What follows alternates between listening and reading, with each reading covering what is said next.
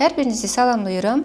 Bugünkü mövzumuzu boru bağlanmasına həsr etdik. Boru bağlanması mövzumuz əslində kanalımızda var, amma bugün daha geniş, daha ətraflı bu sualları cavablandırmaq istədim. Boru bağlanması ilə bağlı qadınlarımızın ən çox verdiyi suallardan biri odur ki, borularımı bağlasam mənim sağlamlığıma bir zərəri olarmı? Boruların qadın orqanizmində yumurtanı spermlə görüşdürməkdən başqa bir funksiyası yoxdur.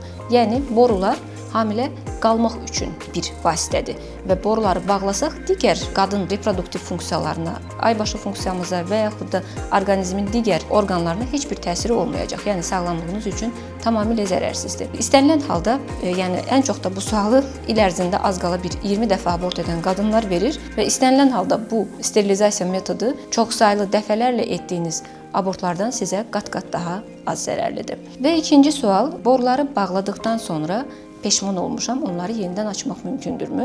Boruları bağladıqdan sonra onların açılması qeyri-mümkündür. Çünki çox nazik bir orqandır və yenidən onların bərpası bir möcüzəvi məsələdir. Ona görə bağlamadan öncə yaxşı-yaxşı düşünmək lazımdır. Və üçüncü sual, boru bağlandıqdan sonra hamiləlik baş verə bilərmi? Hamiləliyin baş verməsi əgər düzgün icra olunan cərrahi əməliyyatdırsa, çox nadir hallarda olur ki, boru ucları arasında yenidən bir reanastomoz əmələ gəlsin və boru keçiriciliyi bərpa olunsun və adətən də bu olur əməliyyat yaxşı icra olunmadıqda ya borular tam götürülmür və yaxud da borunun əvəzinə yumurtalığın girdə bağı kəsilmiş olur. Və belə bir sual da bizə tez-tez gəlir ki, əgər qadın heç bir vasitə ilə qoruna bilmirsə, borularını da bağlaya bilmirsə, kişilər üçün belə bir metod varmı? Bir çoxları bunu bilmir.